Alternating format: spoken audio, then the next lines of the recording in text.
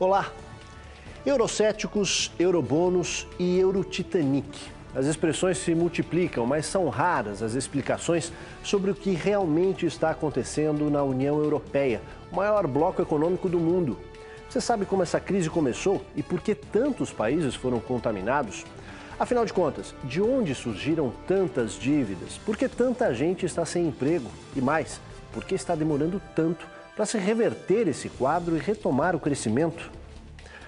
Todas essas questões nós vamos tentar responder nesta edição do Matéria de Capa. Claro que com a ajuda de um grupo de analistas que acompanham tudo isso bem de perto. Fique com a gente.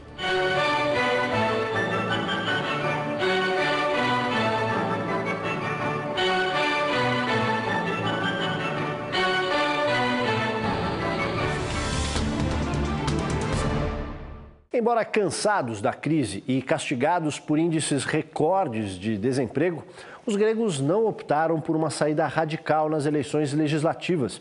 O resultado deu aos partidos conservadores e de centro mais uma chance para tirar o país da crise em que se encontra atualmente. Direita, vou ver. Ruim com o euro, pior, poderia ficar sem ele. Este parece ter sido o raciocínio que levou os eleitores gregos a optarem pelo partido conservador Nova Democracia, liderado por Antonis Samaras. Ele obteve 29,7% dos votos, o que significa 129 cadeiras no parlamento, para 71 cadeiras ou 26,9% do Syriza, partido da esquerda radical, que ameaçava tirar a Grécia da zona do euro. Em terceiro lugar ficou o Partido Socialista PASOK, de Evangelos Venizelos, com 12,3% dos votos e 33 cadeiras. Assustados com a possibilidade de abandonar o euro, o que poderia aprofundar ainda mais a crise no país, os gregos preferiram dar mais uma chance a Antonis Samaras, que já foi ministro da Economia e defende os acordos financeiros com a União Europeia. O eleitorado interno no grego está rachado, né?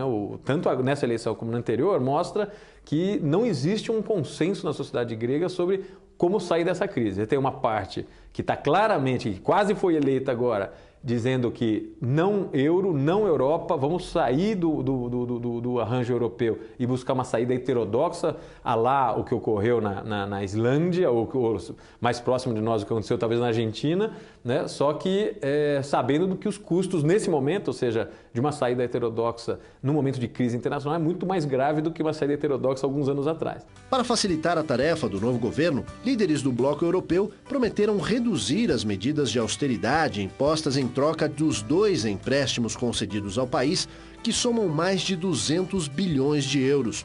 Com isso, será possível levar adiante um programa de crescimento econômico que permita reduzir o índice de desemprego, que passa dos 20% da força de trabalho e 50% entre os jovens. Como previam as pesquisas, o Partido Socialista do presidente François Hollande garantiu maioria nas eleições legislativas e vai poder levar adiante seu programa anti-austeridade. Foi um triunfo arrasador. O Partido Socialista de Hollande conquistou 300 cadeiras, 11 a mais do que o necessário para garantir a maioria absoluta. Somados outros partidos que apoiam o presidente, eleito em maio, o total vai para 315 cadeiras. O segundo turno das eleições legislativas francesas revelou outras surpresas. Uma delas foi a derrota esmagadora do partido do ex-presidente Nicolas Sarkozy, a União por um Movimento Popular, que caiu de 320 para 229 cadeiras. A candidata da extrema-direita, Marine Le Pen, não conseguiu se reeleger, mas uma sobrinha dela e neta do fundador da Frente Nacional, Jean-Marie Le Pen, terá uma cadeira no parlamento. Marion Maréchal Le Pen, de apenas 22 anos, será a mais jovem deputada da Assembleia Nacional. No plano econômico, animado pela vitória, Hollande propôs um pacote de investimentos de 120 bilhões de euros para estimular a economia da Europa e combater os efeitos da crise. A maior parte desse dinheiro, de acordo com a proposta, deverá ser destinada a ampliar a oferta de empregos. Resta saber se a proposta receberá a aprovação de Angela Merkel, já que a Alemanha é uma das principais financiadoras dos pacotes da União Europeia. No capítulo Folhetim, a atual primeira-dama Valérie Trierweiler saiu vitoriosa no duelo com a ex-mulher do presidente François Hollande, Ségolène Royal.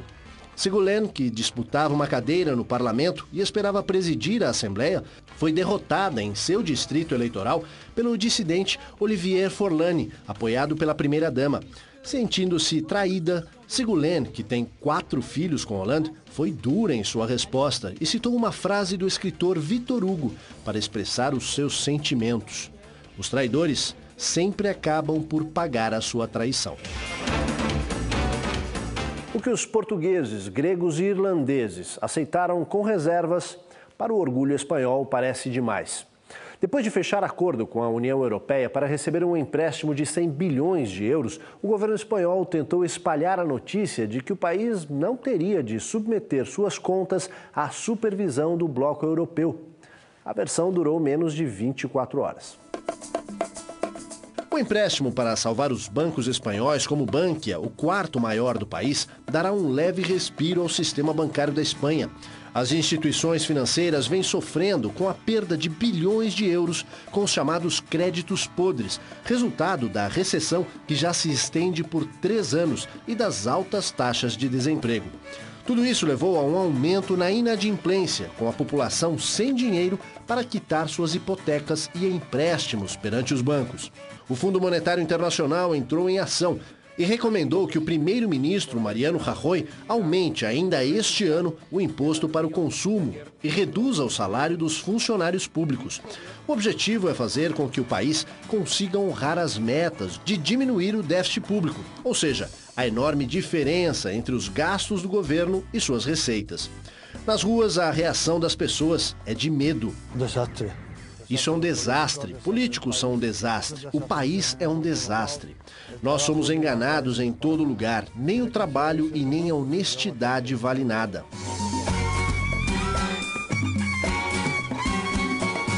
Em estado de alerta, desde os primeiros sinais da crise, o governo italiano cortou mais de 4 bilhões de euros em despesas com o funcionalismo e outros gastos do Estado. Mas isso não impediu que o país fosse parar no olho do furacão que varre a Europa. Mergulhada na recessão, que confirmou com mais um PIB negativo de 0,8 ponto percentual no primeiro trimestre do ano, a Itália tenta escapar do mesmo destino da Espanha, Portugal, Irlanda e Grécia. Esses países tiveram de recorrer a pacotes de resgate financeiro para escapar da falência. Em meio à crise, o primeiro-ministro Mário Monti, ex-comissário da União Europeia, afirma que em breve a Itália poderá retomar o caminho do crescimento econômico, o que não acontece há mais de 3 anos. Eu acho que é difícil nesse momento, porque esses países eles não têm grandes instrumentos para estimular o crescimento, né, nessas regiões. À medida que um país ele se integra dentro do euro, ele no fundo ele está abrindo mão em grande parte da sua soberania de política econômica, seja ela política fiscal, monetária ou cambial. Então fica muito sujeito ao que é a política da Europa como um todo, do euro, é o princípio da integração por si só.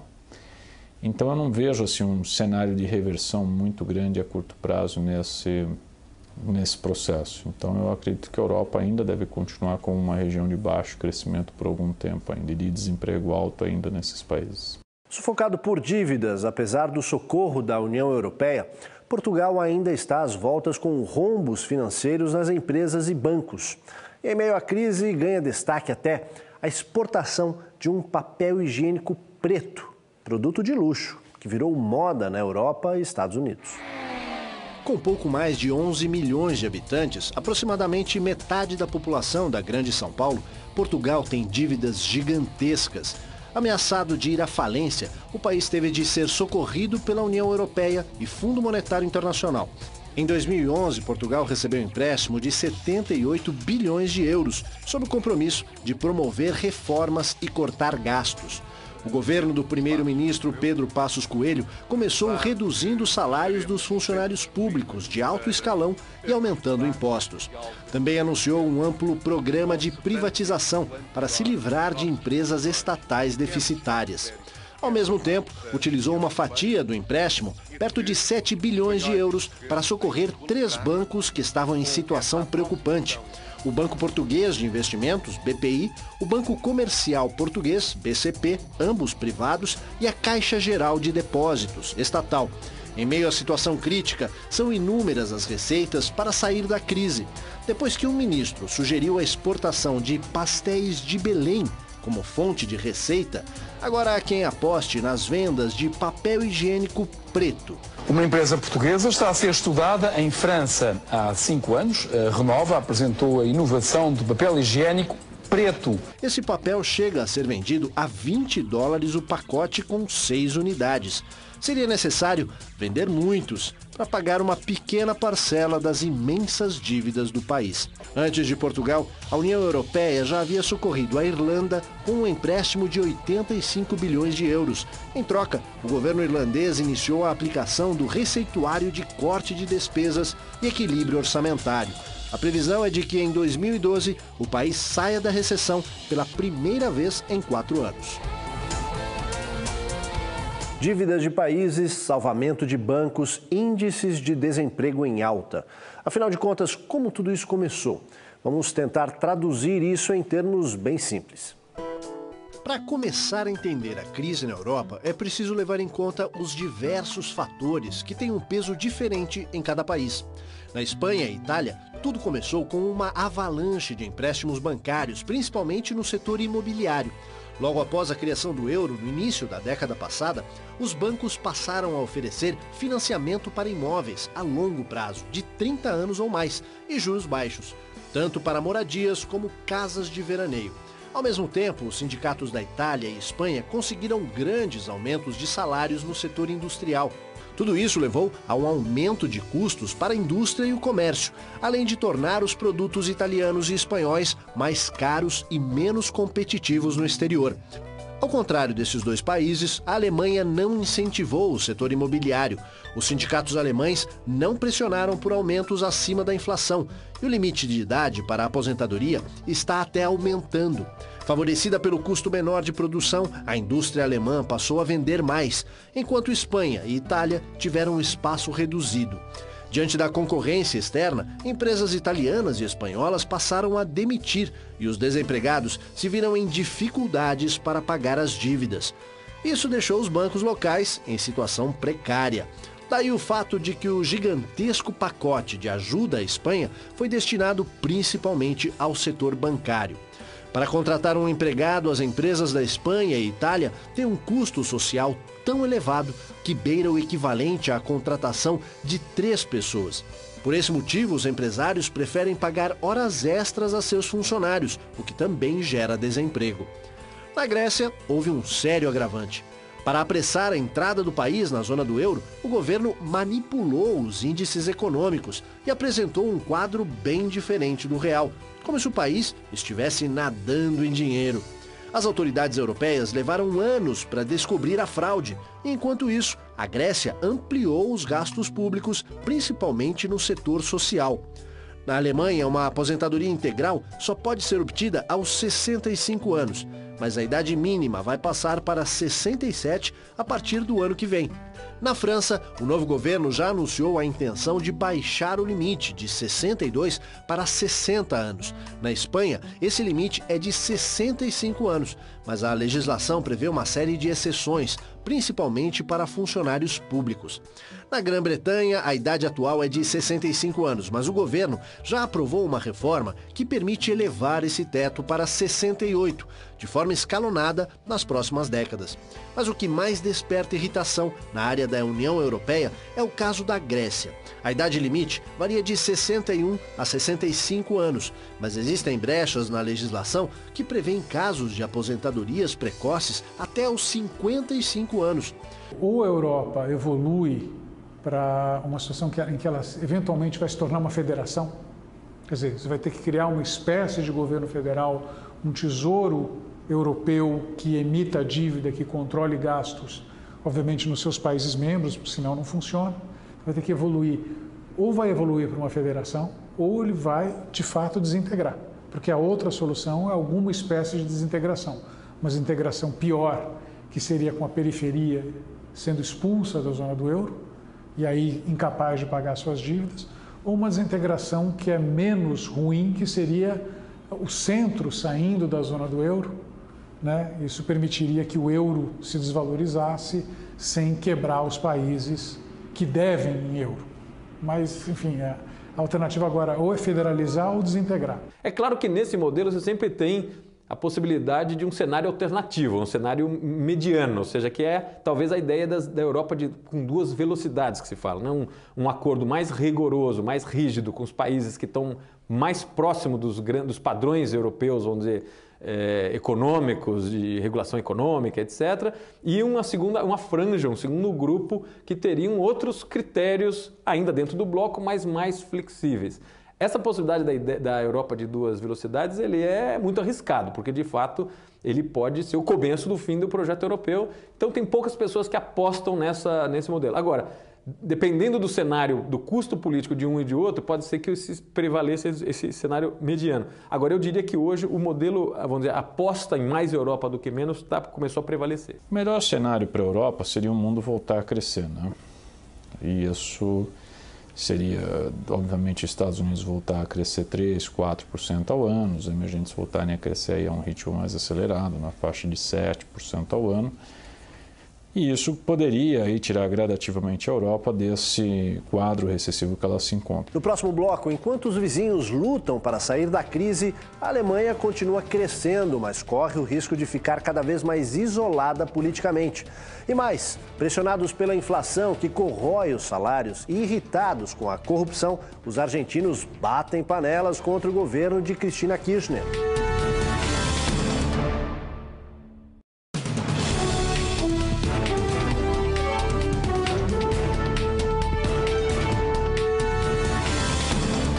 Olha, se em algum teste de vestibular aparecer a seguinte questão: qual é o país da Europa que, em meio a toda essa crise, continua crescendo e ainda consegue apresentar a menor taxa de desemprego em 2 décadas, enquanto os vizinhos se esforçam para escapar da falência?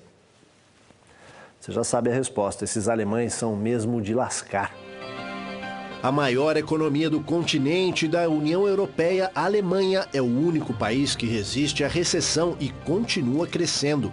3% em 2011 e meio ponto percentual nos 3 primeiros meses deste ano. Para surpresa dos seus vizinhos mergulhados na crise, a taxa de desemprego na Alemanha é de apenas 7%, a mais baixa em 20 anos. A Alemanha, ela é uma grande beneficiada do euro, né? Ela, na verdade, é um país com a maior produtividade, é um país extremamente competitivo no contexto do euro. Então, ela se beneficia dessa integração. A indústria alemã, a economia alemã se beneficia dentro desse processo. É claro que, obviamente, as pressões que vêm desses países que estão em dificuldades vão recair sobre a Alemanha. Mesmo em situação melhor do que os parceiros da União Europeia, o governo alemão pretende continuar cortando gastos. Entre outros, vai reduzir os subsídios a famílias com filhos, medida criada para incentivar o crescimento populacional. Também pretende eliminar 10 mil cargos no funcionalismo público nos próximos 4 anos. Defensora das medidas de austeridade para os países endividados da zona do euro, a chanceler alemã Angela Merkel corre o risco de ficar isolada politicamente. Ainda mais agora que a França, sob novo governo, passou a defender grandes investimentos para conter a crise e promover o crescimento econômico. Se há um crédito que ninguém pode tirar dos ingleses, é o fato de terem defendido a sua moeda, a libra esterlina, na época da criação do euro, no início da década passada. A Grã-Bretanha entrou para a União Europeia, mas recusou o convite para participar da moeda comum. Com isso, escapou de parte das turbulências atuais, mas não da recessão que paira sobre a Europa. Há 1 ano e meio, a economia britânica oscila entre a recessão e um crescimento insignificante. Em 2012, o país só deve escapar de números negativos graças à Olimpíada de Londres, que, além dos investimentos em obras de infraestrutura, proporcionará uma renda extra com a movimentação provocada por turistas estrangeiros. O primeiro-ministro David Cameron insiste no corte de despesas, embora a taxa de desemprego esteja acima de 8%. atingindo 2.600.000 trabalhadores. O governo ameaça cortar quase 500.000 postos de trabalho no setor público nos próximos 4 anos. Isso se Cameron conseguir manter-se no poder até lá. Enquanto manipulava os índices de inflação, censurava a imprensa e protegia políticos acusados de corrupção, o governo da presidente Cristina Kirchner da Argentina não incomodava o eleitorado. Mas quando mexeu no bolso da população, incluindo as reservas pessoais em dólar, os argentinos foram para o panelaço. Para escapar dos efeitos da inflação que corrói suas economias pessoais, os argentinos se habituaram a fazer poupança em dólar, em depósitos bancários ou remessas para o exterior. Com uma inflação real de 30% ao ano, enquanto os índices oficiais manipulados pelo governo não passam de 10%, os depósitos em moeda americana eram o único porto seguro. Até a presidente Cristina Kirchner mantinha depósitos de 3 milhões de dólares, mas o governo garante que ela já transformou esse montante em pesos. Com a crise econômica internacional, que provocou uma redução nas exportações e a retirada de capital por investidores estrangeiros, o governo passou a adotar medidas para controlar o câmbio. Nas ruas, os manifestantes também exigem a correção dos salários pela inflação real, uma vez que o poder aquisitivo dos trabalhadores vem caindo por conta dos índices manipulados. Outro fator que vem provocando a ira da população são as denúncias de corrupção. Uma delas envolve o vice-presidente Amado Boudou. Ele é acusado de tráfico de influência quando era ministro da Economia em favor de um amigo, que primeiro recebeu ajuda para comprar uma gráfica de grande porte. Em seguida, assinou contrato milionário com a Casa da Moeda para imprimir pesos argentinos. Nesse quadro, não foi surpresa a queda da popularidade de Cristina Kirchner, que alcançou seu nível mais baixo desde que foi reeleita há 6 meses. As pesquisas registram uma queda de 25%. Dos 64% que a apoiavam na reeleição, hoje, apenas 39% da população ainda admite que votaria novamente no governo.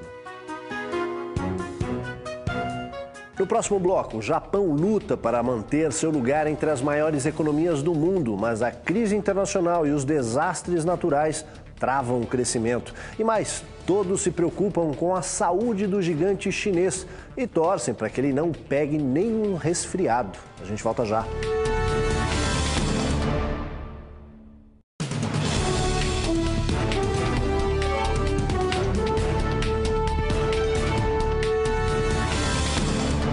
O gigante asiático dá sinais de cansaço na corrida pelo primeiro lugar na economia mundial e desperta preocupação em todos os continentes. Os primeiros sinais de que a economia chinesa está entrando em marcha reduzida já apareceram e se refletem até no Brasil. Com a Europa e Estados Unidos gastando menos, os chineses perdem uma boa fatia do seu mercado externo. Isso significa a queda nas exportações e também nas compras de matérias-primas, incluindo produtos brasileiros. Só o mercado interno, embora formado por mais de 400 milhões de pessoas com acesso a algum tipo de consumo, não é suficiente para mover a grande máquina de produção do país. A desaceleração já se reflete no PIB, a soma de tudo que um país produz em bens e serviços ao longo de um ano. No primeiro trimestre, a economia chinesa subiu 8,1%, a taxa mais baixa em quase 3 anos.